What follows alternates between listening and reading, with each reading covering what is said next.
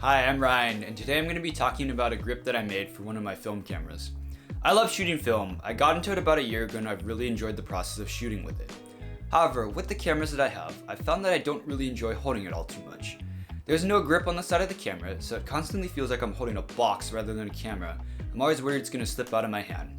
So to fix this, I took some measurements from my camera and modeled a grip in Fusion 360, which is a CAD software program that allows me to create 3D models.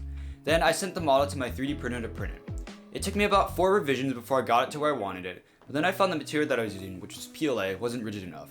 So in order to fix this, I used a more rigid filament called PETG, but since I didn't have any black filament, I had to sand and paint the grip, which actually turned out for the better because I really liked the finish of it. And once I finished sanding and painting, the project was finished. I'm super happy with how it turned out, since I sanded and painted the grip, it doesn't even look like a 3D printed part. It fits nicely in my hands, and now I don't have to worry about the camera slipping out of my hands.